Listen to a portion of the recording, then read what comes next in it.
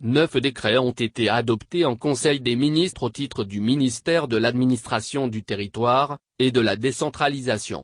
Ces différents décrets fixent les modalités pratiques de l'organisation et du déroulement de l'élection présidentielle telles que prévues par la Commission électorale indépendante.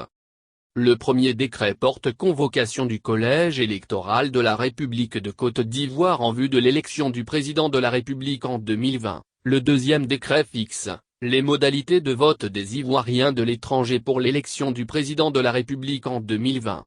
Le troisième est relatif à l'organisation et fonctionnement des bureaux de vote. Le quatrième fixe les spécifications techniques et les modalités d'établissement des cartes d'électeurs. Le cinquième porte définition des spécifications techniques des matériels et documents électoraux et déterminant le nombre des affiches et bulletins de vote. Le sixième fixe les conditions d'établissement de la liste des imprimeurs agréés pour l'impression des documents électoraux. Le septième fixe la durée de la campagne électorale en vue de l'élection du président de la République en 2020. Le huitième est relatif aux modalités d'accès des candidats à l'élection du président de la République aux organes officiels de presse et de production d'informations numériques et aux médias de service public de la communication audiovisuelle.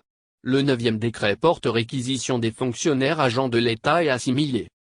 Le collège électoral de la République de Côte d'Ivoire est donc convoqué, le samedi 31 octobre 2020, de 8h à 18h en vue de l'élection du président de la République.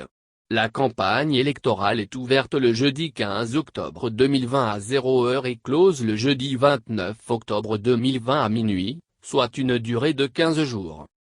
Dans le cadre de cette campagne, l'égal accès aux médias de service public de la communication audiovisuelle de production d'informations numériques et le suivi de la régularité des produits seront garantis par la Haute Autorité de la communication audiovisuelle et l'Autorité nationale de la presse qui veille à l'expression pluraliste ainsi qu'au Conseil supérieur de la publicité.